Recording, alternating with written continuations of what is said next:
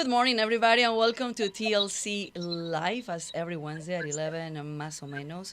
Good morning, Orlando. Buenos días. ¿Cómo Buenos estás? días, Andrea, ¿cómo estás? Muy bien, muy bien. A beautiful day today, and I'm wearing like yellow, like a sunny day. Yeah, you look like a sunflower. uh, well, good afternoon, good morning. It's still morning, everyone. Thank you for joining us. We have I think, a pretty good program today. We're going to focus on what's going on at the border. We're hoping to have a journalist that's been covering the border. However, since he is down on the border, communications are tough. So we're trying to send him text messages so he can join us. And by the way, Mark, I'm getting an echo just when I'm talking. But anyway, we're going to visit with Charles Foster, who's a dear friend of mine, but in addition to that, he is a recognized immigration attorney here in the state of Texas. Charles has advised President George W. Bush. He's advised our senators. He has advised Barack Obama. He is a Renaissance man, very involved in the city of Houston, trying to improve his community, making contributions. I think he spearheaded, just to give you a little background, these are personal notes, an effort to build a statue downtown to George Herbert Walker Bush. And so that's what Charles does. I mean, not only does he practice law as the chairman of Foster Global, one of the largest immigration law firms in Houston, but he also is a family man and very active in our community, involved with the Greater Houston Partnership. I'm sure that he's very excited now that I think that the SEC is going to allow Texas and Oklahoma to play. And I'd read his entire resume, but it literally would take me about half an hour. So we're gonna skip the entire resume. We do have his website up on the screen. If any of you have any immigration issues or want to discuss issues with Charles, because we have a lot of folks that are in need of getting good immigration information. Unfortunately, there are a lot of folks that claim they're immigration attorneys here in Houston, and they're not so bueno. They're not so bueno, and they're not really helping the community, and they are taking advantage of many Yeah, people. and one of the sad things, and I learned this when I served as a Houston City Council member, that a lot of immigrants that are even eligible to apply for a legal status don't understand the legal process, and unfortunately they go to notaries in Houston, and Because in our countries, notaries are notarios, yeah, los notarios son abogados. right. They're lawyers in our country, but it's not the situation here in the United States. So when they come here, they think it's the same because they don't know how the system works. They don't know how to navigate the system, and many of those notaries they speak Spanish. So of course, and they post and they announce that they can help with immigration documents, and then one little mistake ended up in deportation and ended up sometimes in jail and things like that. Or losing their Or money. losing their money. Yeah, Well, so most of the time losing their money for sure. para los que nos están viendo, los notarios aquí no son como los notarios latinoamericanos. No pueden, no son abogados, no son licenciados. Así que si tienen preguntas sobre el sistema, la ley de inmigración, por favor, búsquense un abogado, no un notario. Notaries are not like Latin America. Notaries can give legal advice, as I understand, in many Latin American countries, but not in Texas. The only people that are allowed to practice law in Texas are people that have passed the bar, have been admitted to the bar in the state of Texas, and are recognized as attorneys. There's a state bar website. You can look up a person's name to make sure that they are an attorney in good standing in Texas. So without any further ado, let's bring in Charles Foster. Charles, as a Longhorn, are you happy about the current situation before we get into the immigration issue? Estoy muy contento. I'm very happy because we get to beat A&M on on a regular basis again. Well, we're going to get comments from our Aggie friends, right? Oh, you know what? I'm going to visit College Station this weekend Oh, yeah? with my kids because I'm going to start doing the college tours with them. Yeah. And College Stations is one of the college that they want to check. Just don't wear a Longhorn T-shirt. No, of course not. Of course not. I already have my A&M T-shirts. Okay. So, Charles, thank you. We thank you for taking time. We know you're busy as chairman of Foster Global, and we're really honored to have you on the program. As I was discussing, we may be joined by a journalist that's doing investigative work on the border, but unless he does, we'd be delighted to have you for as long as you can stay to inform us about what's going on. So, you and I have been talking about this border issue for a long, long time.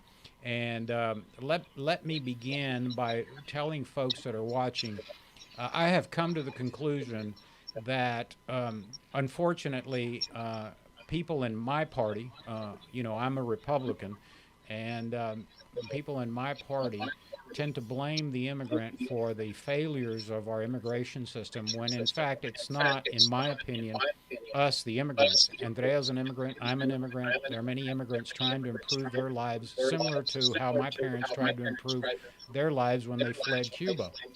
Uh, in my opinion, Charles, the failure, if I can call it that, is of our elected representatives in Congress.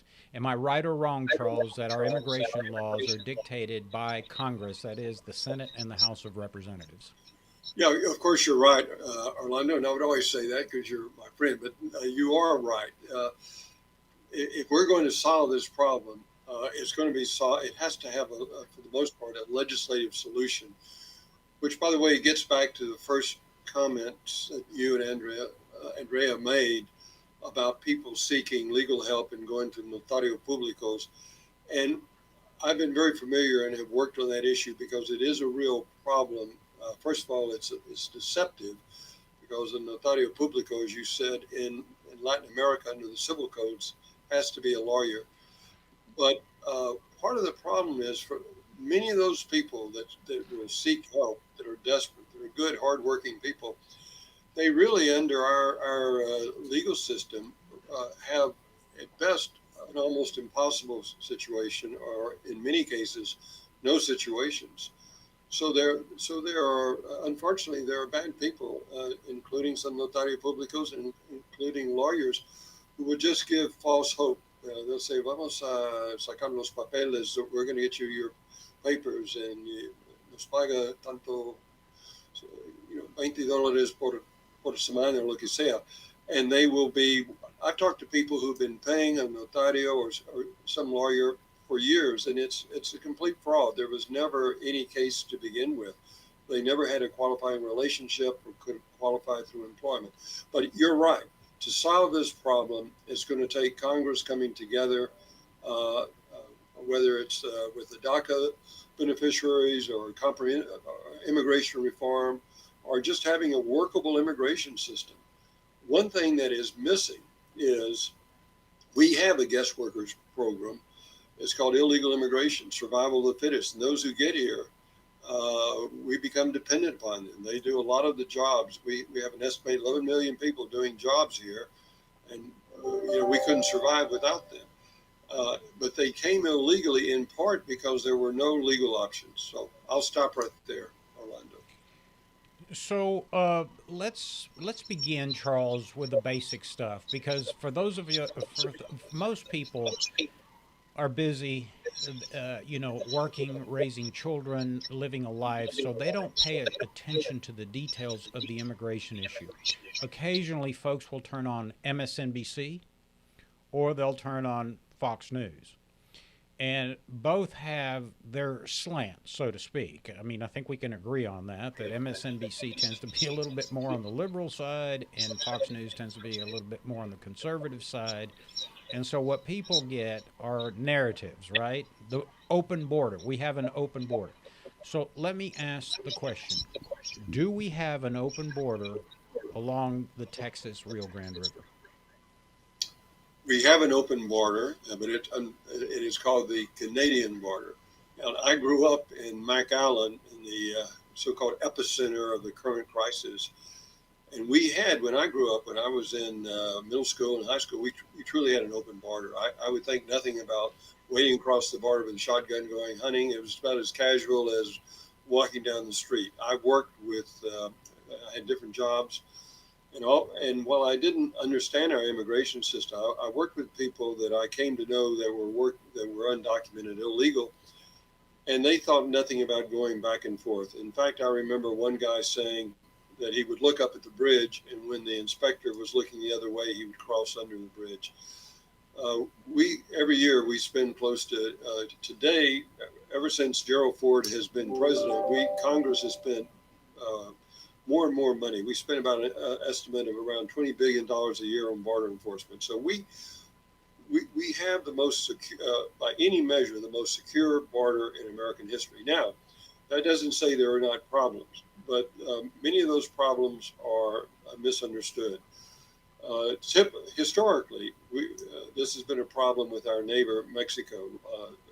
Young single males, primarily from Mexico, would come here seeking for better opportunities to seek employment. And at one point, OTM, other than Mexicans, were less than 10%. Today, as we all know, a large percentage of people are coming in from countries, the northern tier countries of Central America. And the problem is complicated by the fact that they are making what we call a credible fear claim for asylum, be it valid or not. And that's made to a Border Patrol officer. And if they make a claim, they're actually entitled to some due process hearing. And that has caused a real problem because of the numbers. We've always had them coming, but they're coming certainly since President Biden has become president in larger numbers, although they came in large numbers in 2019. They dropped off in 2020 in great part because of the pandemic. So I would say we do have, relatively speaking, a secure border, but we have to deal with a large number of asylum seekers, and I have some thoughts about that. I want to make two more points. Drugs.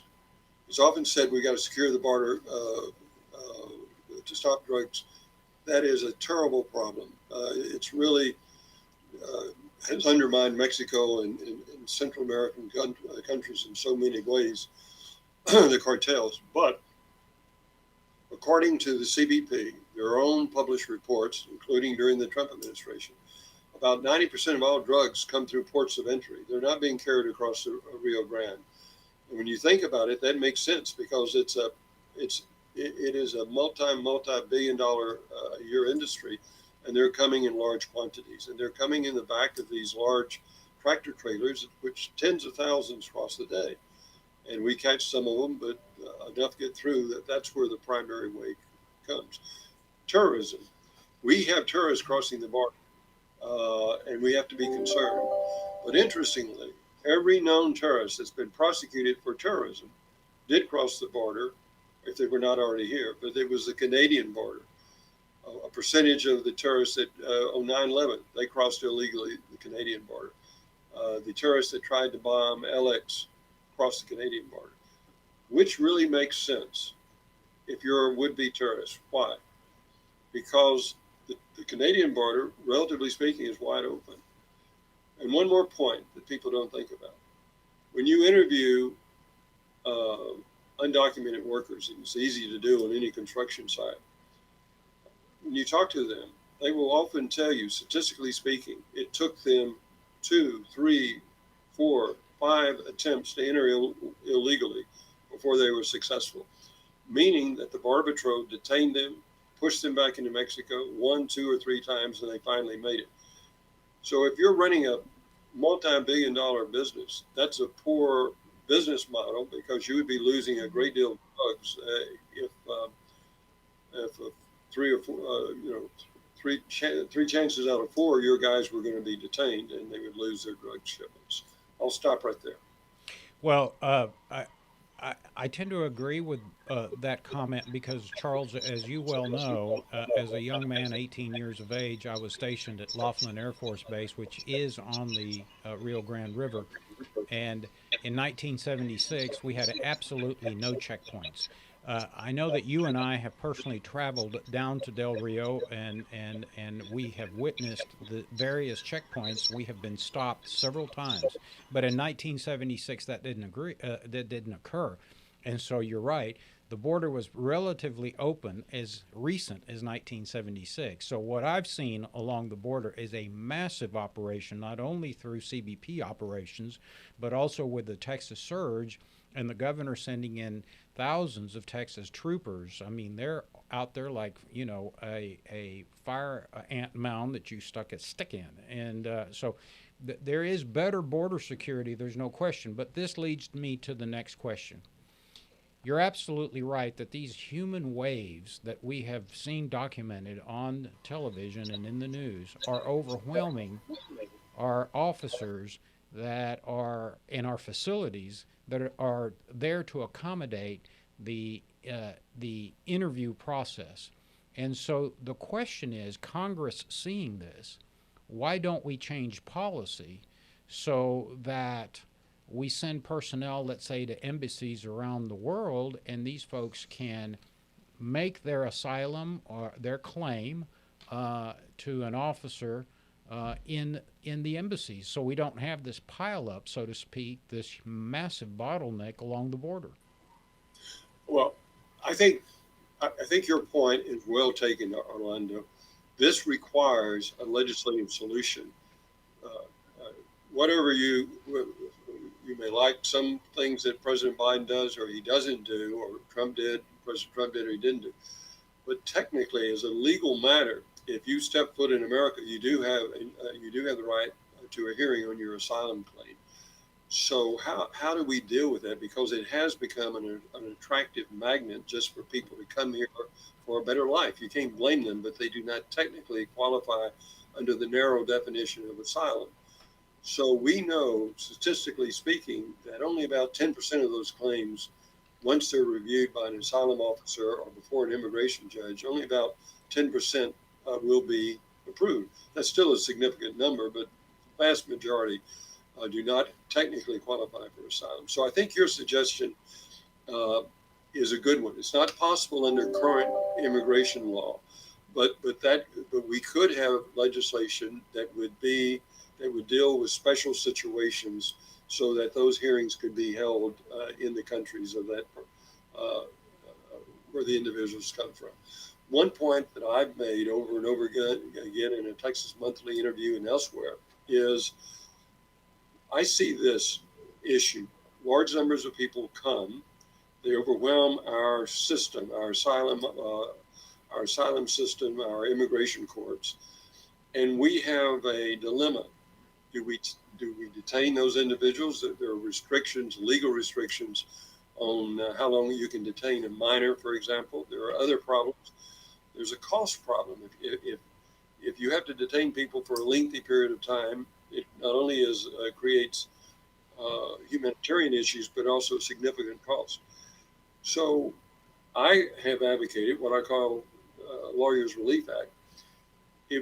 Right now, if you have an undetained person, it can take 2-3 years before they have a court hearing.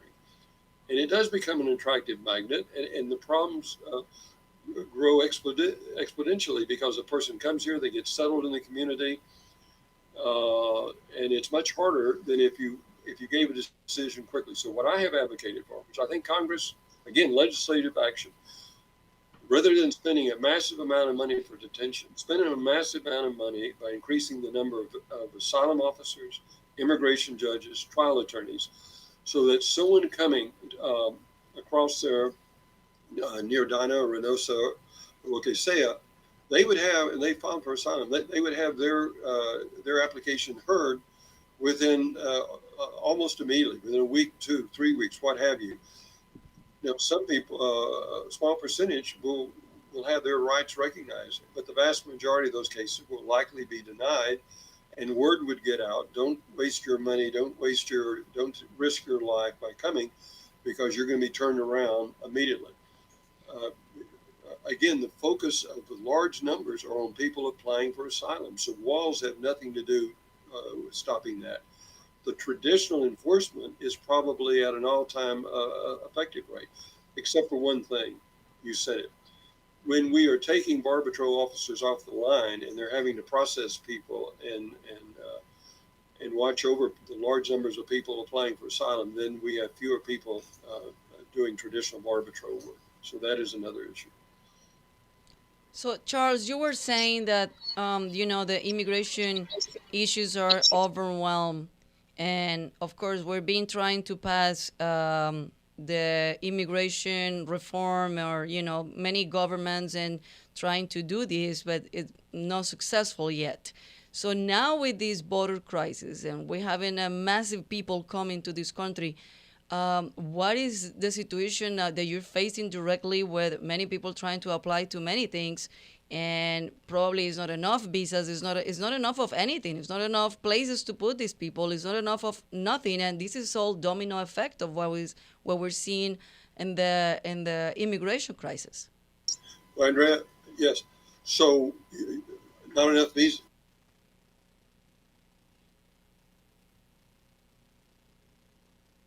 Just apply for a visa. If you're in Central America, if you're in Tegucigalpa or San Salvador, why not apply for a visa and just come in legally? And the answer is our immigration system is very restrictive. And so let's just take an example.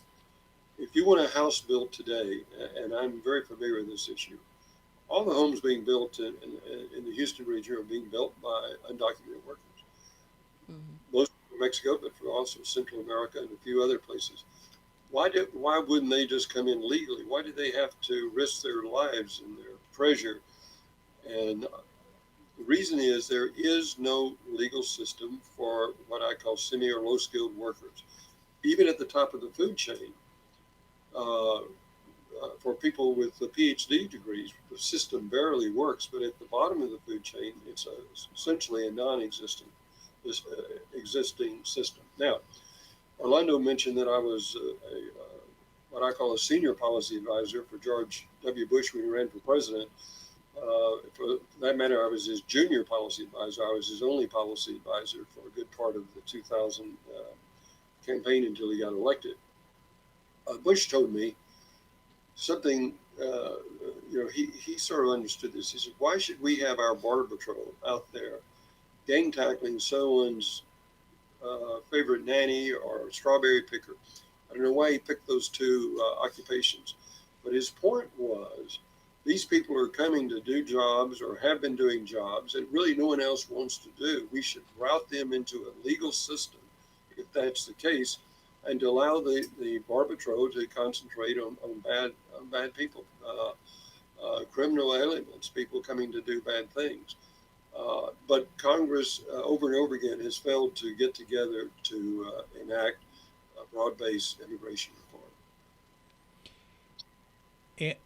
And that's what's really frustrating for me, Charles. I'm not an expert on immigration issues, but I certainly have been elected to public office for many years and have heard the voice of the community, both from the conservative side and the, Latino side, and not our undocumented population is not just Latino. I mean, there are Indians from India, there's Southeast Asia, there's people, there's Canadians here that don't have documentation, and Europeans as well. The overwhelming majority, though, are of the Americas, Latinos. And, it's what I'm trying to do, Charles, is get over this partisan bickering that has brought our country to a screeching halt with respect to addressing issues affecting all of us collectively. And the immigration issue is a very complicated issue, and that's why we're grateful that you're here today. But, you're absolutely right that we've got to have a system that focuses on the drug smugglers, on human smugglers, on those people that bringing children in for pornography and sexual pleasure, the pedophiles. No one wants that. No one on the left wants that. No one on the right wants that. And so, to me, Congress just needs to get together and say, how do we begin to address this issue? If it's a backup because we don't have enough hearing officers, or as you say, Charles, instead of having a 2-year hearing on your claim for asylum, which may be a legitimate claim, I, as a Cuban, immigrant had a legitimate claim. But as you mentioned, there are others that come that don't have a legitimate claim under law. But if the backup is the fact that we don't have an expedited hearing process, to me, Charles, having been, in legislative office as a city councilman, that's an easy fix. I mean, you just get Republicans and Democrats together and say, we're going to change the law. We're going to offer expedited hearings so these claims can be resolved in 3 weeks, 4 weeks while they're in a detention facility, and they're either admitted or they're removed. That to me, that's not rocket science. And if our legislature in Washington, D.C., both Republicans and Democrats, can't figure that out, I'm sorry, it's time to get rid of you. Yeah. Well, I couldn't agree more. It baffles me why it would seem elementary that that would be a focus of legislation. But frankly, we had a Democratic or a Republican administration. There's always efforts to improve the number of immigration judges and trial attorneys, but it's always sort of like by 5% or something. It really would not even make a dent in the current backlogs.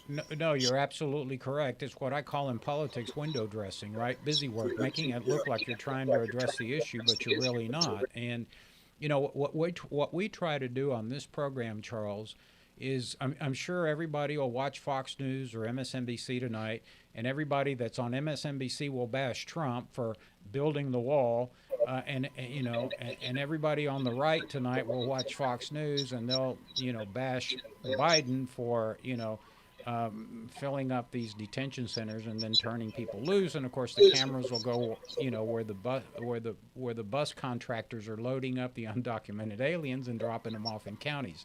That doesn't move the ball forward. And so what we try to do on this program is explain to those that are watching that the problem, in my opinion, is, not the person trying to improve their lives either economically, educationally, and wanting to come up to America. Everybody wants to come to America. That's why we have an immigration law. But the law needs to be changed. And let me just say, the problem is not the executive branch, although they can exacerbate it. The problem, folks, if you're watching, is the United States Congress. Mm-hmm. Let me repeat that. It's the United States Congress that writes the immigration laws.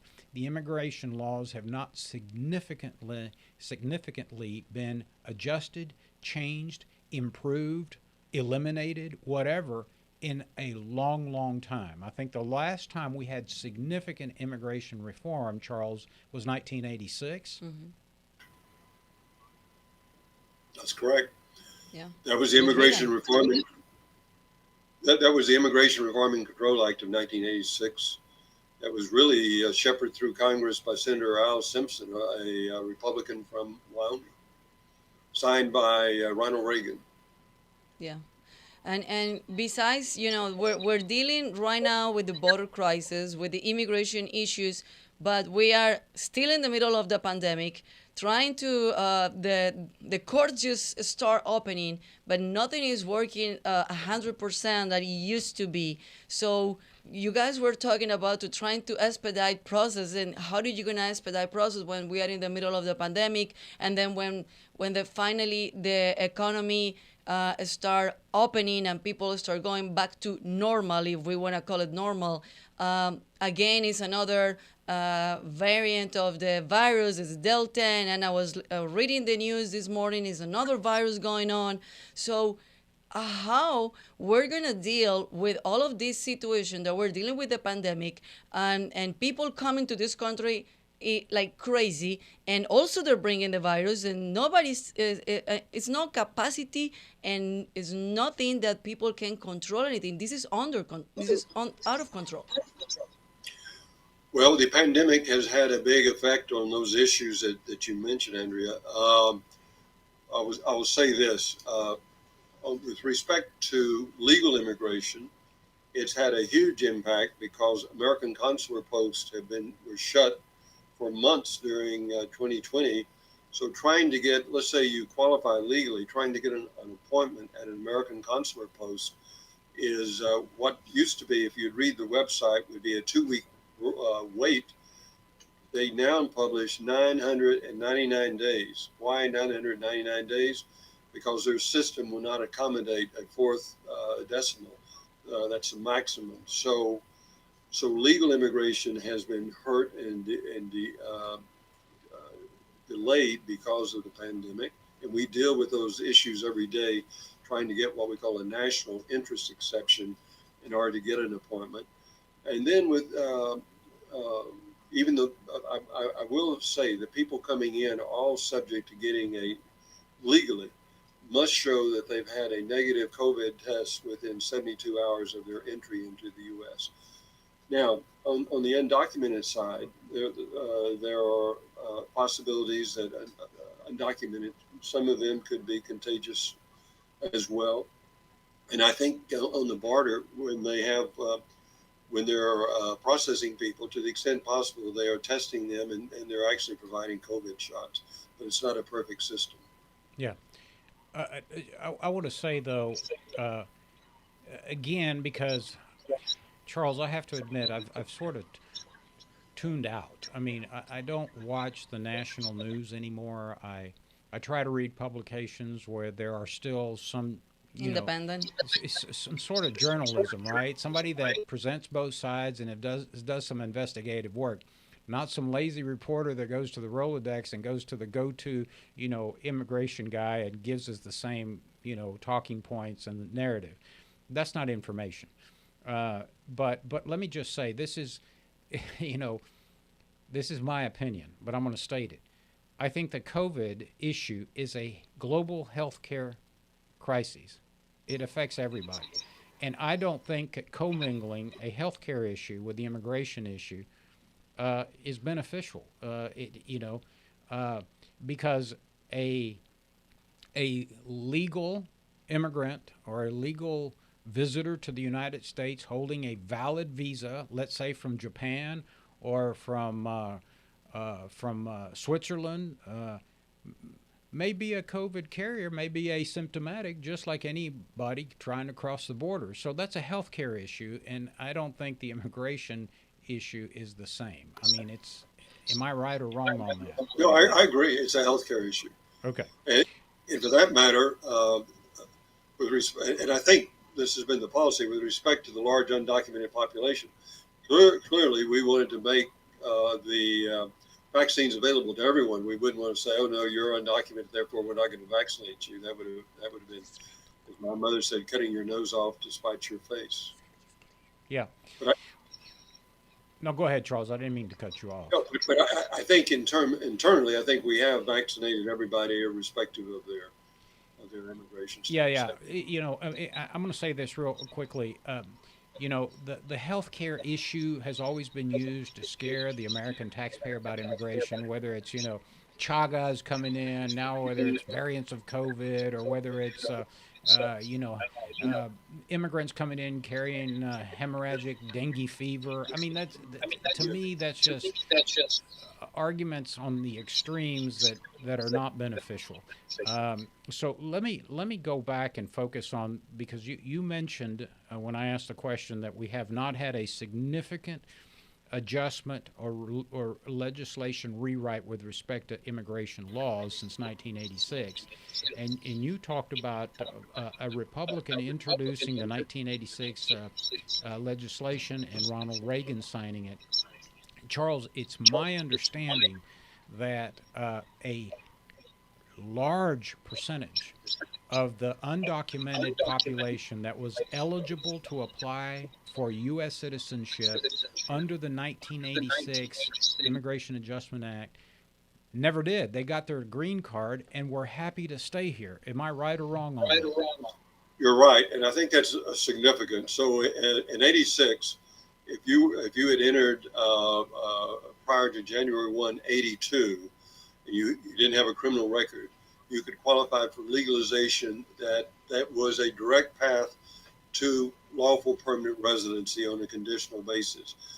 And so once you became a conditional permanent resident, like any permanent resident, you were eligible to apply for citizenship after you had resided lawfully for 5 years. So roughly starting in 92, 93, that large population of about 3 million people that went through legalization were eligible to apply for citizenship. Now, the significance is after about 40 years, only about half did. And the reason was, once you become a permanent resident, you have all the rights that we three have, the right to live here, work here, retire here, to do anything an American citizen can do, but to vote and to run for public office.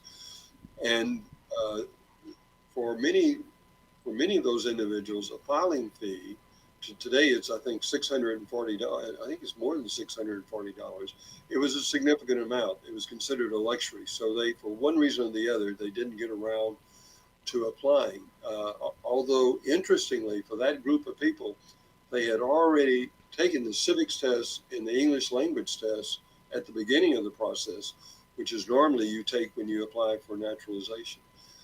But I think that's relevant because let's face it, many people on the right within the Republican Party, they improperly say any program to deal with the undocumented, immediately overnight they all can vote Democratic. It's just to make Democratic voters from one day to the next. But that's not, as you pointed out, that's not the case. That would be under the proposal that I helped create for George W. Bush. It would be a 10+ year process before you would become a conditional resident, and then another 5 years. So when you add in processing time, under anything that's been proposed since 2000, it would probably be not an overnight process to vote, but a 20-year process, assuming that any significant percentage of that population immediately applied upon the first day eligible to become a naturalized citizen. But let me say something, and we got our friend, the journalist, online, so we're going to give him some time. But Charles, and I've said this before to every legislator, and I'll say it to you because I know I've said it to you personally. But let me repeat it so everybody hears. From a conservative Republican side, any legislation that includes a pathway to citizenship for undocumented aliens is DOA on the Republican side. We've gone through that. They assured us they would protect our border. Hence 1986. It's gotten worse. So any pathway to citizenship is dead on arrival, in my opinion. And unfortunately, we're not going to have time to discuss what you helped me with, in which we call family stabilization, which is it's modeled after 1986 in that why not give a non-criminal undocumented alien who has family in the United States the ability to apply for a legal status, renewable every 5 years, no pathway to citizenship. They can do this for their entire life. It's popular among the undocumented community. That's what they want. They don't want to vote. They don't want to run for office. They just want to live here and work and maybe go back home. But let's let our person that's on the ground, our reporter. Yes, let's welcome Jorge Ventura. He is a Daily Caller field correspondent, and it's a platform that is he's an independent journalist, and he is being seen in firsthand the border crisis and being covering and being spending nights and days in the border, seeing these people crossing the border and crossing the river, but also he's working on a documentary. So Jorge, welcome and gracias por tu tiempo. Thank you so much for having me on. So Jorge, tell us a little bit of your background, but also what have you been covering and what you've been seeing with this border crisis since the beginning of the year. Yeah, so my name is Jorge Ventura. I'm a reporter with the Daily Caller. I'm a field correspondent, and I've been covering the border crisis ever since it really became the top story. So it became the top story around March. And when I got to the ground, it was actually much worse in person, because when you're there in person, you get to see all the women and the kids who are all by themselves when it comes to the border, these huge family units getting apprehended in the Rio Grande Valley. So when I got to the ground, I was covering the Rio Grande Valley, specifically in the McAllen, Texas area in South Texas. So for those who kind of don't know, McAllen just voted in the new mayor, Javier Villalobos. So that's actually an area that was voting overwhelmingly Democrat. I mean, this is an area that votes overwhelmingly Democrat by 80 to 85%. Now we're seeing the shift towards the GOP because of how bad the border crisis gets. So basically, when I got on the ground, Border Patrol let me know that in the area of Rio Grande Valley, the Mexican cartels and human smugglers, what they like to do is they like to push the family units all in that area. So then Border Patrol is basically busy all night throughout the hours, apprehending, processing. They also have to separate the unaccompanied minors from the families, and this process takes hours throughout hours. So what this happens is now you have Border Patrol kind of sucked up in one area, focused on these family units, and leaving the rest of the Border Patrol open. And this is how cartels also smuggle drugs and humans at a record pace. I was speaking to one Border Patrol agent that told me that fentanyl is being trafficked into the United States at a 600% increase compared to last year. If you guys seen the numbers last month, 180 over 180,000 migrants reached the border and were apprehended. The crazy number about that is just a number that we know. Border Patrol calls this gotaway. So even though you might see that 180,000 migrants were apprehended at the border, the true number can actually be closer to 300,000, and that includes all the migrants that basically were not detected and were not apprehended. So we have no information about them. They are just released into our country, and Border Patrol is overwhelmed down there. I know that Texas Governor Greg Abbott, he assigned the National Guard to the border through Operation Lone Star, but it's honestly having almost little effect on all the migrants that are coming in. I mean, we're having even more migrants coming in than when we did back in March. And to be honest, I don't see it slowing down because, I mean, the numbers just don't show it. And I've been absolutely shocked of just to see how bad the border crisis is down there. To me, this is a humanitarian crisis because how heavily involved the Mexican cartel is. According to the Border Patrol, when I spoke to them, these Mexican cartels are making up to $14 million a day just in the trafficking human business. It's not including the drugs like fentanyl and heroin and meth that's getting trafficked into the border at a record pace. Wow, that's crazy. You also been talking to many people that own ranches over there around the area, and I was watching some of your reports in Instagram, and you were talking to them, and they constantly are patrolling their places or their ranch, and they're being seen that they need to fix the fence, and they're being like facing a lot of crime over there also because of this situation. Yeah, so for folks who don't know, one of the people who are very affected by this border crisis is actually your Texas ranchers in South Texas. We're talking about, regular folks who own land, these large pieces of land, for farming and ranching and have animals. They've been dealing with a lot of migrants crossing into their land and stealing property, stealing weapons. I was actually just speaking to a rancher by the name of Mike Miller in Uvalde, Texas. 3 weeks ago, he had migrants come onto his property in the middle of the night and actually steal guns and ammo from one of his sheds on the ranch. And this is the stories that I always hear. I was also speaking to another rancher that was actually threatened by these migrants. It was a group of about 16 migrants that came onto his ranch and were threatening him and his wife. And what these migrants also do in the middle of the night is they'll break into these ranches. They'll, like you said, they'll kind of snap through the fences and things like that. And what that creates is a huge havoc for these ranchers, because then all their livestock usually escapes. Things are getting stolen. They get threatened, and one of the worst probably feelings to feel is that feeling of unsafety in your own home, and that's something that these Texas ranchers are facing. For those who also don't know, a lot of these Texas ranchers are getting so tired of the situation where they're actually selling their properties and they're leaving. So it's kind of changing also the culture of Texas ranchers, and if our governor, if the mayors don't kind of work together to put a stop, we're going to see this issue continue again. There is a rancher by the name of Mike Miller who lives in Uvalde. He's actually he started a nonprofit. It's called Warriors for Ranchers, and the goal of this nonprofit is what Mike Miller does is he raises money for these ranchers who either had their ranches broken into, or tools or even guns stolen from their property, and he raises money to basically help basically with those funds, because a lot of these ranchers, this stuff gets really expensive. I was speaking to one rancher who has already spent $100,000 in just fencing repairs. Let me repeat that again: $100,000. I mean, that's just whole six figures just in fencing repairs, extra security, having armed guards on his ranch, and it's getting to a point where these ranchers are losing money dealing with all of this. Local law enforcement is also has all their hands tied because they're dealing with the rising crime. A lot of these border towns in Texas are now seeing a massive amounts of rising crime, especially Uvalde, Texas. I was even interviewing the mayor, Don McLaughlin, who says that they need all the help in the world down there. They only, we're talking about a town in Texas that only has 5 available ambulances for the whole town.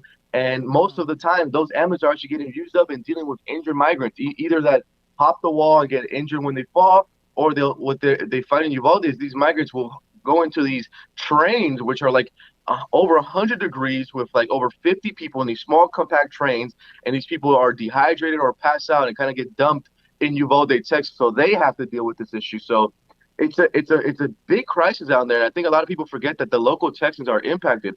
I was even speaking to a pastor by the name of Robert Ramirez, who rented out his 3 apartments. It's something that he normally does as a property owner.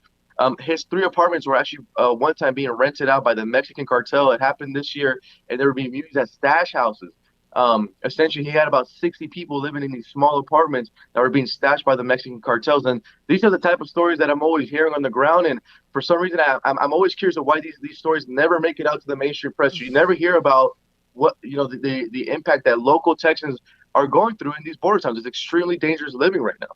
Jorge, this is Orlando. Let me. You joined the program a little late. We also have one of the most recognized immigration attorneys with us, Charles Foster, who has advised many presidents and many legislators here in Texas. His name is Charles Foster. We've turned his mic down because we're getting an echo a little bit, but we'll bring Charles back. But let me tell you, Jorge, I was stationed at Laughlin Air Force Base. If you've been down in Del Rio, you know where the base is, right? And Yes, sir. property owner. I'm a property owner and a taxpayer in Kinney County, which is Bracketville, Texas. So if you went between Del Rio and Uvalde, you went right in front of Fort Clark, where I have my house. And I have been saying for years that in our small county, Kinney County, Texas, Bracketville, Texas, is one of the poorest counties in Texas. We only have 3 ambulances staffed by volunteer firefighters. When there's a rollover on Highway 90, when they're running from CBP, and you've seen this, 15 bodies go rolling out of a truck. Our only 3 ambulances have to load these folks, and you know where the nearest level 1 trauma center is, right? San Antonio. So they've got to transport these people. That means that our county, Jorge, has no ambulance service for hours on end. So when our local taxpayer, Abuelita, has a heart attack, hey, sorry, because we're transporting undocumented aliens. And Jorge, let me just also comment, because you're sharing stories with the American public and your viewers about what's happening in the border. But let me tell you what's happening in Harris County, Texas. The taxpayers of Harris County, Texas fund a charity hospital. It's called Harris Health. We call it Ben Taub Hospital. We have 2. We have Ben Taub Hospital and LBJ. The taxpayers of Harris County are paying for the health care of the undocumented aliens that present here, who finally make it here and have health care issues. And that is killing the property taxpayers here in Harris County. The burden is not just on the border. And don't even let me get started on the burdens placed in urban school districts like the Dallas Independent School District and the Houston Independent School District. And this is what's frustrating to me, is that our members of Congress see this, and for 30 years they have done nothing. And so that's why I'm delighted to have both you and Charles on to talk about this issue, and to not have platitudes from the right or from the left, from the conservatives or the liberals, from the Republicans or the Democrats, but to share with people what's really going on. And so the burden is huge on every taxpayer in the state, not just along the border. And it's huge for Dallas County, it's huge for Bexar County, and it's huge for Harris County. So, Jorge, we're glad that you joined us. And Charles, if you want to do you have any comments or questions for Jorge, who's been on the border? You know, Charles and I spend a lot of time on the border, so we're pretty familiar with it as well. Yeah, I do. First of all, nice meeting you, Jorge. And Orlando will not tell you the full story, but we were both detained on the border. But at least with respect to Orlando, it was deserved. I'm not certain about myself. But Jorge, I appreciate your comments. I grew up, by the way, in McAllen, and speak Spanish. I spend a lot of time on the border, and it is a problem. I would just say I would like to put some stuff in perspective, and then I have to go, Orlando. The vast majority of the people that as you pointed out, it is a problem when the Border Patrol has to process all the individuals making credible fear claims for asylum from Central America. And so that does, I agree with you 100% that, and I had mentioned earlier, that's a big distraction for the Border Patrol. And we need more funding to deal with these asylum seekers clearly in a massive way. And I think that's one of the solutions. We also need for all the young Mexican males coming in, once they get here, they're fully employed. We need a functioning legal system so that they can come in when we have a shortage of U.S. workers in a legal way. Aliens commit crimes, but to put this into perspective, the vast majority are coming just for a better life, like our ancestors did, the vast majority. And I don't know what the statistics are now, but for years, when we had when Clinton was president in the early years of George W., when we had also massive inflows, mostly from Mexico, cities like El Paso had the lowest crime rate in the country. So I just wanted to put that in perspective. And Orlando, I'm going to have to sign off and let Jorge take over.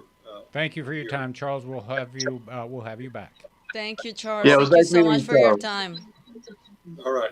Bye-bye. Jorge, you mentioned something very important, and we've been talking about this in the past shows, that you don't understand why these that you've been covering haven't made the national news.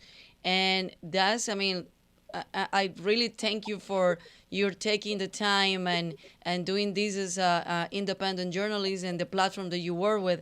But this is ridiculous what is going on in the media, that they're not only not covering the facts, but they're just like they lying. They're pretty much lying, and they're not putting in a real perspective what is going on, in not only in the border but also with COVID and pandemic and everything in general.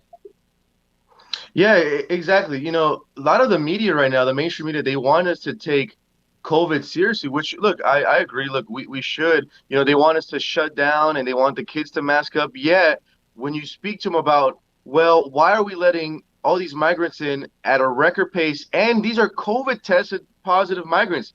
As you know, both of you guys actually know, living in Texas, La Jolla Police Department 2 weeks ago put out a statement saying, hey, we just found out that migrants are being tested for COVID and are being released into the public. The police found a whole family that tested positive for COVID at a Whataburger, and this is now putting the regular public in threat. Yet the mainstream media doesn't even talk about it. They try to ignore it. I was just actually watching a NBC News reporter kind of say that the Republicans are kind of taking advantage of this, and that it's not migrants coming in that are bringing in the COVID and everything. And it's not the case. If we're now releasing these folks to the public, we are now putting regular regular Texans now in danger for absolutely no fault of their own. I still don't understand the political gain from the Biden administration not to handle this issue. This is a humanitarian crisis. It was also reported by Border Patrol. It was a report came out last week. It was on a Wednesday that they had 834 kids apprehended at the border. These are minors with no parents, no legal guardians. These are kids. These are 12-year-olds, 6-year-olds, 8-year-olds that you'll meet at the border, and you'll ask them, hey, where's your mom? Where's your dad? And they don't even have an answer. They're just abandoned on the border. And the majority of these migrants also, from our reporting, they're labeled with these bracelets by the Mexican cartels and human smugglers, and kind of label them to know that their product has reached the United States. So they're literally treating migrants almost like Amazon shipping products, and even with the shipping label on them to know that the product has been delivered. I wish that these stories made it out more, because this is a humanitarian crisis. I feel like, both of my parents are from El Salvador. They came in the 90s, during the war. I completely understand the situation. But we also need to really, deal with it with compassion. When I'm down there, Border Patrol tells me that they're doing all that they can dealing with this. They literally don't even have room where to keep these people. I was interviewing the Texas Congressman Brian Babin, who was given access to the Adana facility. And one thing that Brian Babin told me when he entered the Adana facility, he said, Jorge, these pods are only made for, I guess there's several pods in these facilities, but these pods, they're only made to keep 32 people, and each pod had over 500 people. So we're literally stacking people on top of each other. I don't know if you guys even seen these reports as well. I'm actually glad NBC News reported this, but a lot of these migrants, it's something that's not talked about. They're actually getting sexually abused in these facilities, and it's not getting reported. It's not making the news. This is something that should, concern all of us, that we have we're the richest country in the world, and we have a humanitarian crisis at the border. I mean, no other country in the world would allow this to happen at their border at the pace that it is, especially with a pandemic and COVID, and we're trying to, bring down the cases. It doesn't make sense to be releasing these folks who are testing positive into the public, especially all the minors that we're taking in. To me, it's still unreal. I don't even have any words for you, because I don't see how the richest country in the world can't deal with this. Well, Jorge, let me. I hear the frustration in your voice, and we as taxpayers in Texas are frustrated too. We've just sort of, what we try to do on this program is, again, to highlight who is responsible for the problem. And let me repeat, as I did at the beginning of the show, it's the United States Congress. I know that everybody wants to blame on the right. They want to blame Kamala Harris and Joe Biden. And on the left, they want to blame Trump. And that's, the hypocrisy on this issue is, off the charts. And let me give you an example. Here in Texas, and let me say this, I'm a conservative, I'm a Republican, so everybody knows. But my Republican friends, when there's a border crisis, all of our, a lot of our legislators and elected officials across the state love to have their photographs taken on gunboats with a DPS and CBP. Because they use those images to show how tough they are. They're going to use those machine guns to mow grandma down and the mother coming from Guatemala with a child. On the other side, we have U.S. Representative Sylvia Garcia, a member of the United States Congress from Harris County. When President Trump was the president and they were housing the unaccompanied minors in Harris County, she decried how we were putting children in cages and how poorly we were treating them. When Biden got elected, she was the first one to welcome the buses full of unaccompanied children to the same facility in Houston. So there's hypocrisy. They're using this as a political football. The undocumented folks are caught in the middle. We, the taxpayers, are caught in the middle. The Texas ranchers are caught in the middle. Abuelita, who needs an ambulance in Kinney County, Texas, is caught in the middle. Congress keeps getting reelected because that's their focus, is to get reelected every 2 years and use this as a political football. And as I stated earlier, it's been over 30 years since the United States Congress has adjusted and addressed the immigration problem. Folks, this is not an executive branch problem. This isn't the President of the United States. This is the United States Congress. And Orlando. Yes, sir. I don't mean to interrupt you, but I'm honestly really glad what you said about this whole left and right thing, because when I think many folks think that these Republicans are like fighting for the taxpayers in Texas and they're on the ground solving these issues. They're really not. I mean, when I'm talking to these Texas ranchers, they are very upset with Republican Governor Greg Abbott. I was speaking to the mayor, Don McLaughlin, who was calling out Ted Cruz, and Greg Abbott said, "You guys don't even answer my calls. Our town needs help. You guys don't answer my calls." And I'm actually really glad, Orlando, that you said that, because I think many folks need to wake up. Look, guys, we need to get out of this whole partisan politics and realize when we have an issue, who's really going to fix the problem? And the Republicans have been sleeping on this issue. Like Orlando said, they go down there, they'll stand next to a gunboat, they'll stand next to a DPS and take their pictures, and they feel tough. But when it comes to policy and helping out the regular Texans who are, like you said, are caught in the middle, they don't help. It was last month when Republican Governor Greg Abbott said that Texas was going to build their own border wall. I mean, that Yeah, with looks sexy $250 for a million. headline. Yeah, I was just saying it looks great for a headline, but in reality, it's not even. Texas doesn't have any money to build a border wall. For folks who It's don't the know, most ridiculous thing I've ever heard. yeah, each mile costs a Texas taxpayers $20 million for 1 mile of border wall, and all Greg Abbott put down was 250K. So if I'm blind here, guys, can you guys show me where the rest of the money is coming? Yeah. It was one of the most horrible things I ever seen. So Orlando, didn't mean to cut you off, but I'm glad that you said it because it's a point that the audience really needs to take home with them.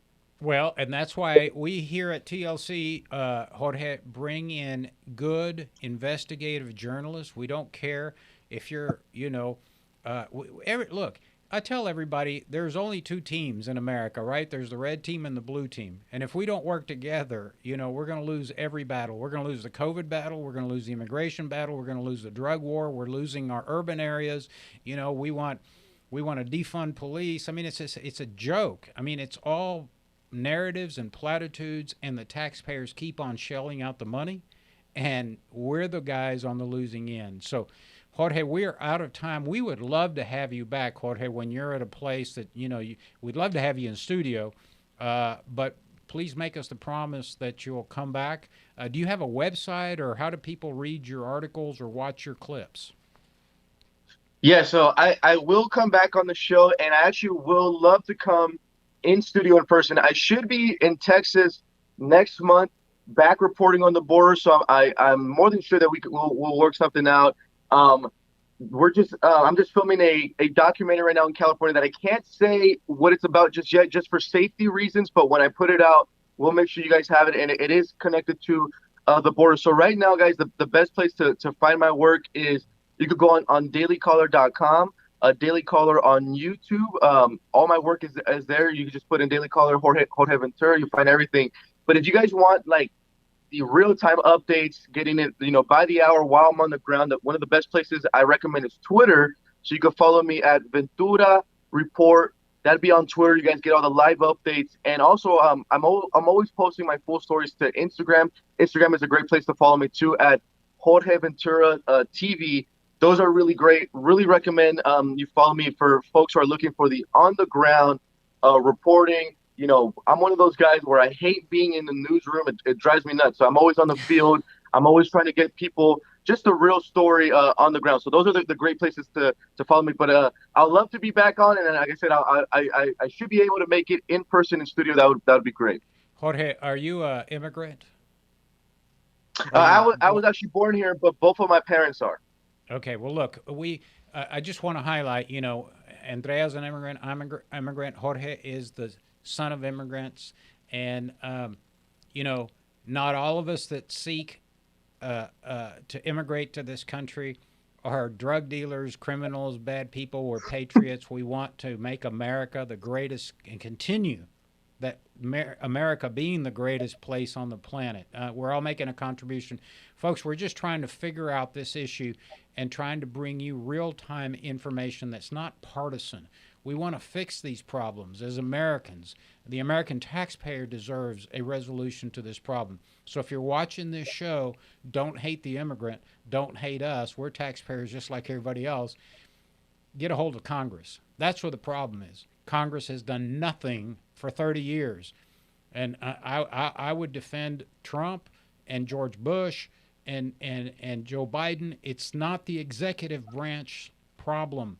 This is a problem of the United States Congress.